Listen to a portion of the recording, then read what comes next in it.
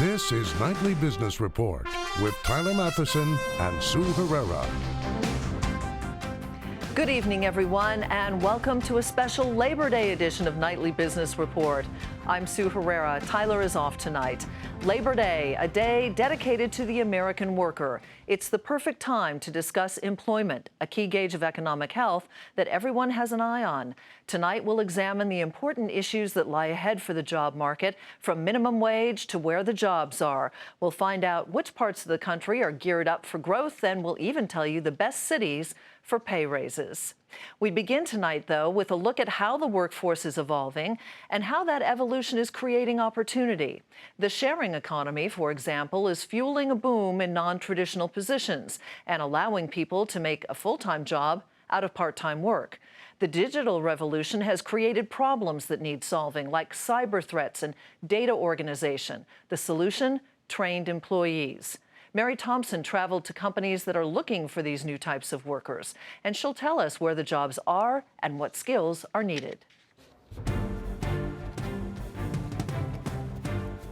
A painter since childhood, 29-year-old Mariah Walton says her art makes her good at her job. I have a mental image of everything in my brain, and I feel like that's actually been a really good strength in joining disparate data sets together. Always an artist, once a meteorologist, Walton is now a data scientist at the networking site LinkedIn. Her job is to sift through the billions of data files generated by clicks on LinkedIn's website, as information from this big data is seen helping the firm serve its clients and advertisers better.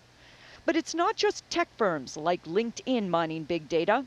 All industries do it these days, putting a premium on workers like Walton. Job market is very hot. Data field is actually very sexy. It's in lot of demand.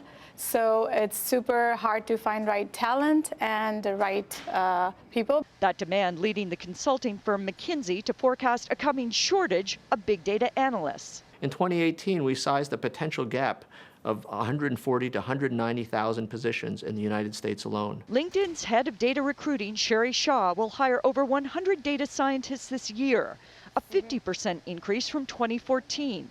She says competition for talent often leads to bidding wars for workers who, depending on their background, can command a six-figure salary. So LinkedIn keeps its mind and eyes open when looking for talent, searching its own website, recruiting at tech talks and conferences, and taking a chance on people like Walton who don't have a background in computer science. People like Jared Lowmaster, the 31-year-old working in intelligence and the solar industry before landing at LinkedIn.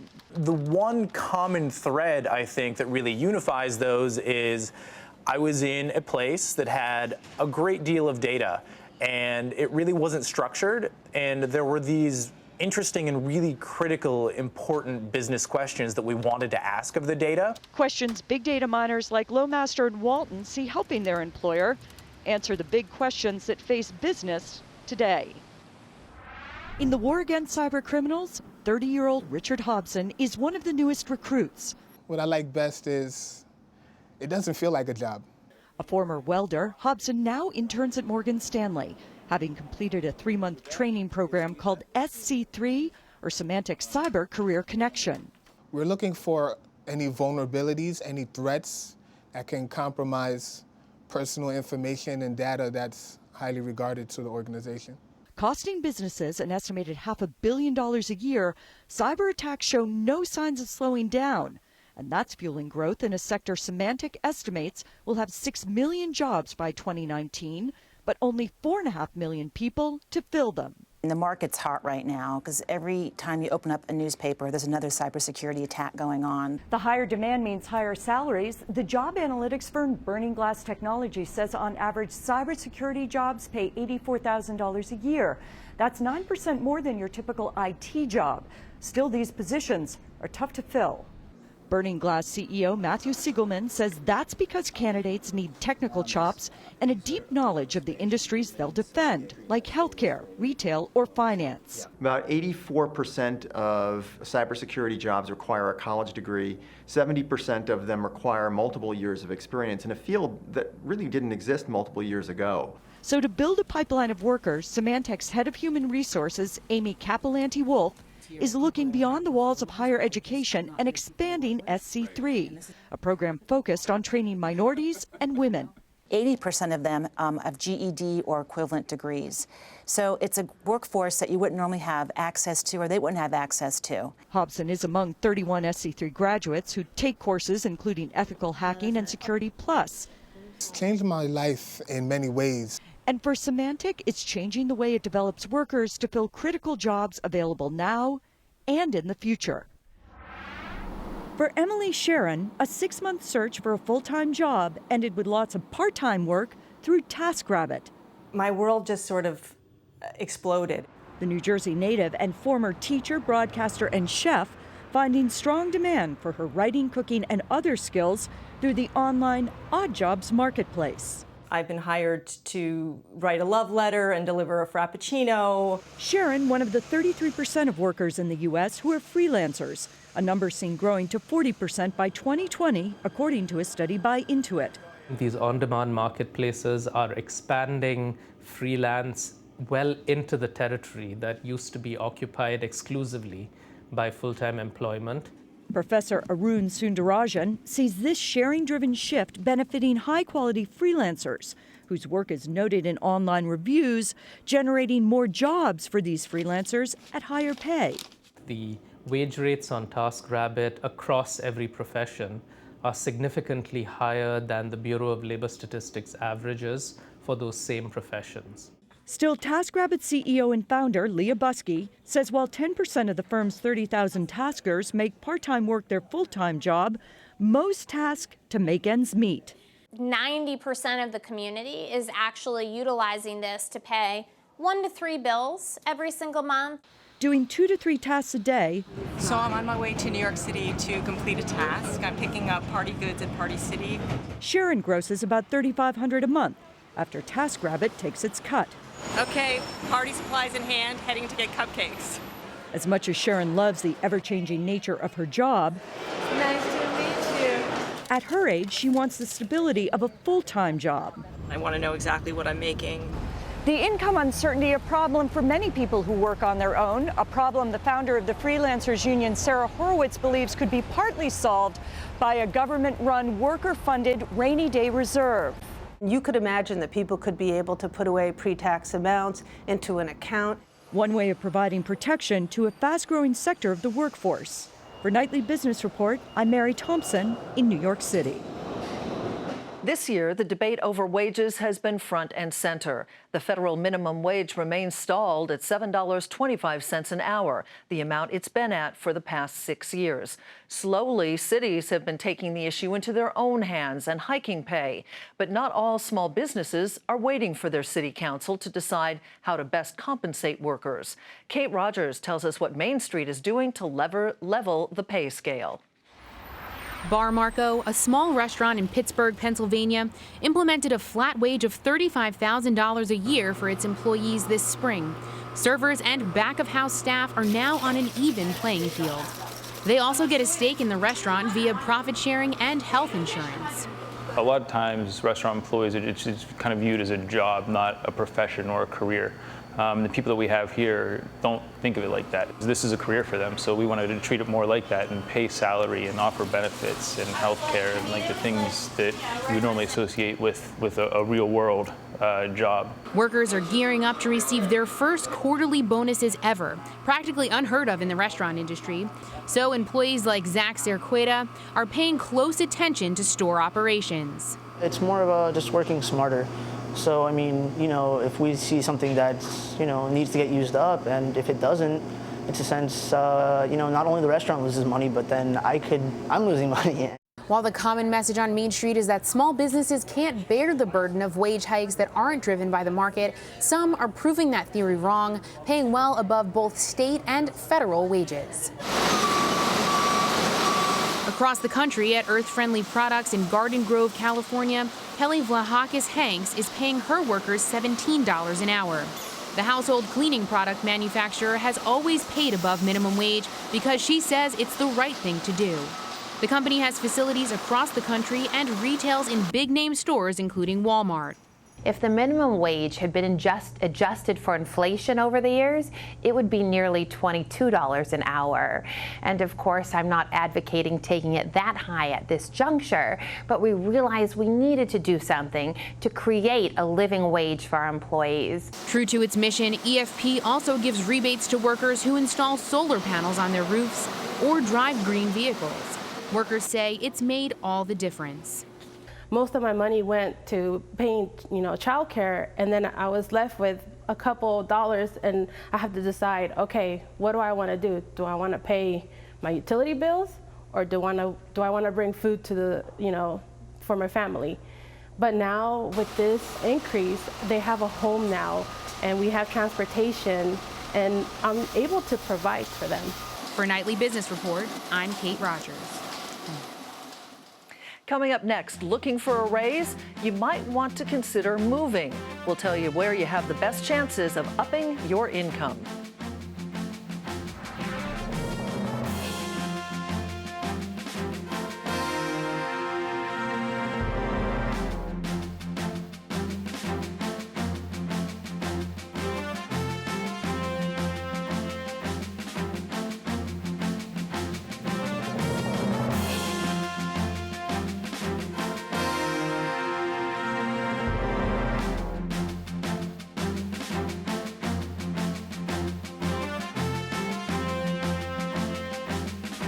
As you probably know, small businesses are seen as the engine of job creation, which is why cities are looking to lure startups with incentives, and it's working.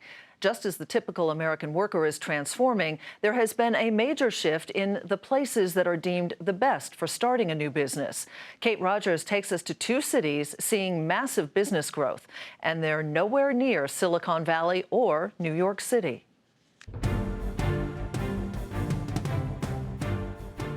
We like to describe it as a place that has a Silicon Valley-like vibe, but with really good barbecue. For entrepreneurs looking for an alternative to San Francisco or New York, Durham, North Carolina is billing itself as the new startup capital of the South. A former tobacco warehouse turned startup campus is now home to 240 early-stage companies in an incubator called the American Underground. But perhaps what's more impressive is that after these companies get off the ground, they aren't fleeing for the coasts. They're staying put. Many of those companies find the area to be relatively sticky. So it's an incredible asset base in Durham and the Triangle with all the great universities that are here, venture capital firms and things like that. So many of the startups, when they come, find that they really like it. There's a great quality of life, and they end up staying. Tatiana Burgesson created her energy drink brand, Mati Energy, while studying at Duke University. She grew out of Duke's incubator and into the American Underground as her company continued to expand into stores like Whole Foods across the Southeast. She even won last year's Google Demo Day, securing a $100,000 investment from AOL's Steve Case. But she's not planning to relocate anytime soon. Durham is where my company was born. It's where my first customers were. It's a great place to live. The quality of life is fantastic. Durham is on the shortlist to receive Google Fiber, which is Google's high-speed internet product, in the near future. And the American Underground is a Google for Entrepreneurs tech hub, meaning they receive both financing and mentorship opportunities for their startups from the internet giant. Kerry Patterson took advantage of those opportunities by applying to the Landing Spot, a program giving workers laid off from nearby Research Triangle Park a second chance. It meant everything to us because you have unlimited resources that you can tap into. The American Underground provided us some structure of teaching us how to do our message, teaching us what does it mean to do lean startup. Patterson is living her dream now of being her own boss. She launched My Family Cloud last year. She's reinventing herself in a place reinventing itself, from Tobacco Road to an entrepreneurial hotbed.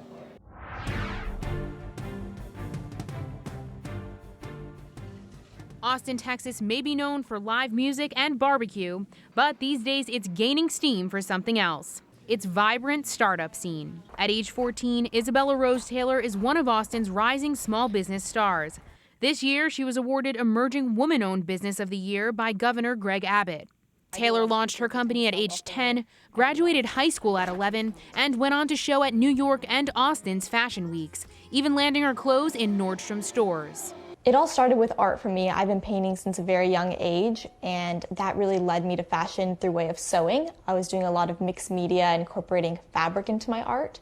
So that led me to an interest in sewing. I took a sewing class and fell in love with the world of fashion and haven't stopped since. Her Fashion Week debut was thanks in part to Austin-based tech powerhouse Dell and its Women's Entrepreneur Network. Startups are launching at record rates here in Austin. In fact, in 2015, there were an average of 550 new entrepreneurs per month in the metro, according to the Kauffman Foundation. Technology companies like Spiceworks, which has raised a total of $111 million in venture capital funding so far, are laying the groundwork for an alternative tech scene to rival both Silicon Valley and Silicon Alley.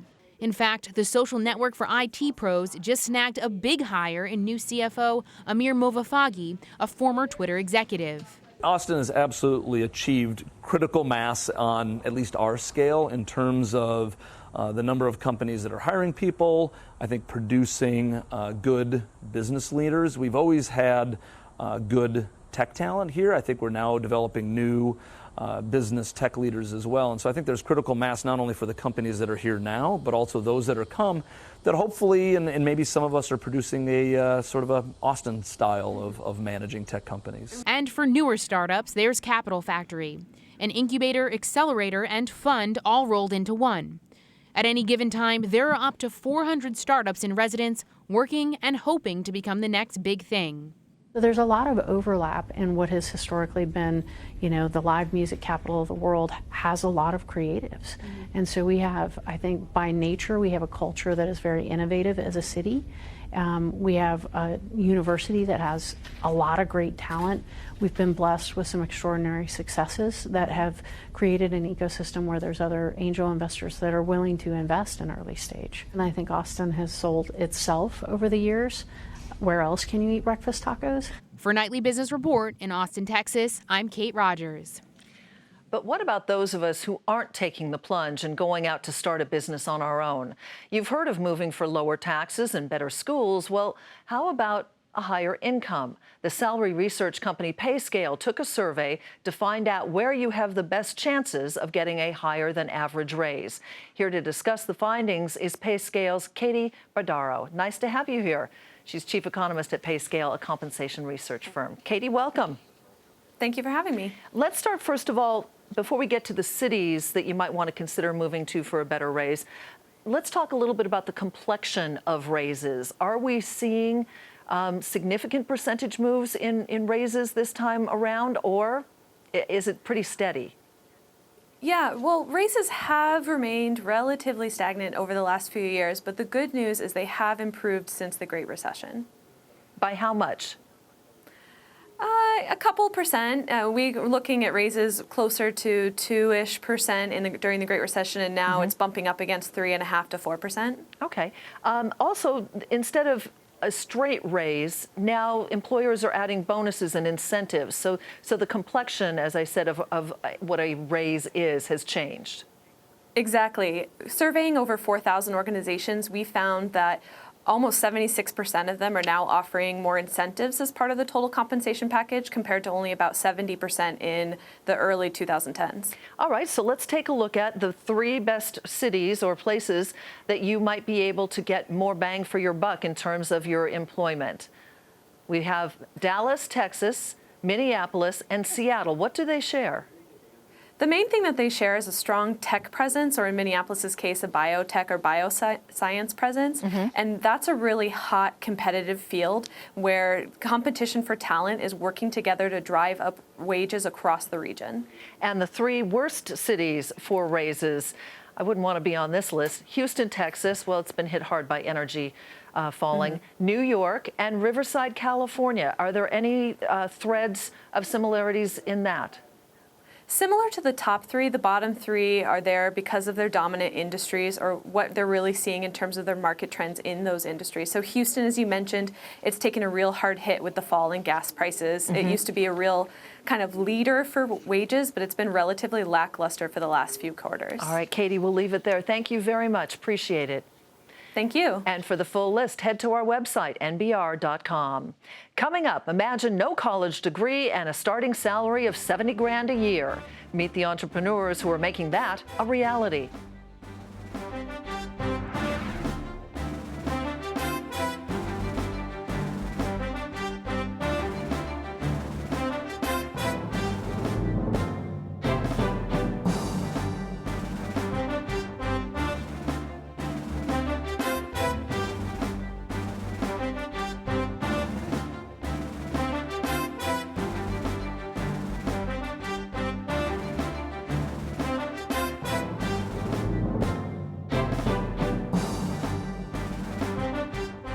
students across America are headed back to school this week.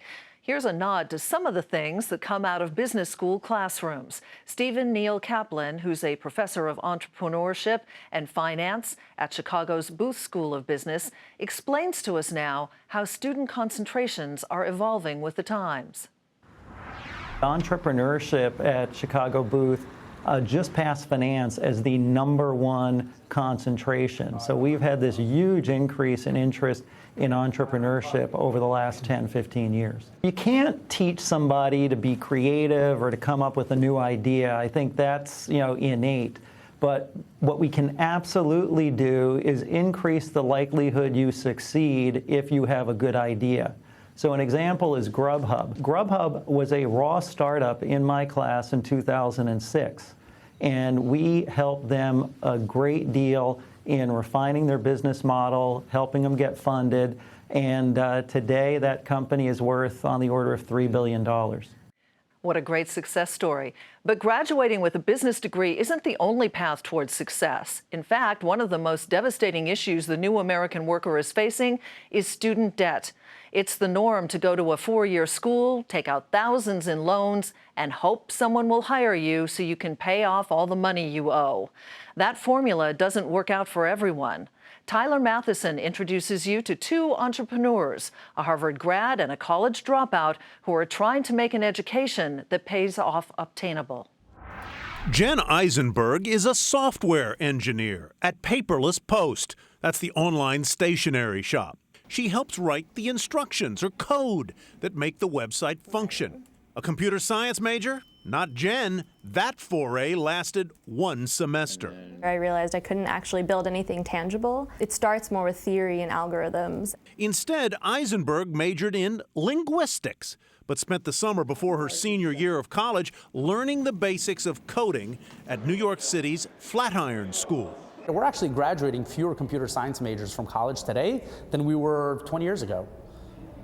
That's crazy. The internet happened. Adam Enbar helped start the Flatiron School, and he didn't study computer science either. After college, he wondered if his education was really worth the hundreds of thousands of dollars he and his family spent. I didn't feel like I had any real skills. A college degree used to be the best investment somebody could make, and that's not really the case anymore. He began working at a venture capital firm, looking for ways to invest in fixes for higher education.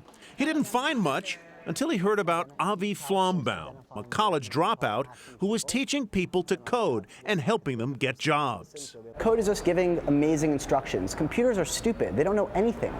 We have to teach them everything. Flombaum taught himself to code as a New York City teenager. He dropped out of college to write software for a hedge fund. Later, he co-founded his own web-based business. But on the side, he began teaching others to code. At meetups, workshops, coffee shops, students thanked him for changing their lives. So I was like, wow, this teaching thing is really amazing. Like, that was a profound amount of impact to have on someone. So Enbar sent a tweet, and they met for coffee. He's telling me about his hobby, all the while my mind is melting. I'm like, you are doing what most of education in America can't do. Enbar figured they should start their own school. And I was like, no one is going to come to our school. Within days, though, Flombaum changed his mind. They leased space, bought desks, and for about $40,000 total, opened the Flatiron School in October 2012. Having the vocabulary, how to give very, very clear instructions, is a science in itself. Only about 6% of the applicants are accepted into Flatiron's 4-month program. It costs $15,000. But 99% of the graduates, nearly 500 in less than 3 years, have jobs. Average pay? More than $70,000 a year. My increase in salary was something like 40%. Tiffany Payon studied music business management in college. Now she's a software engineer at an online marketing firm.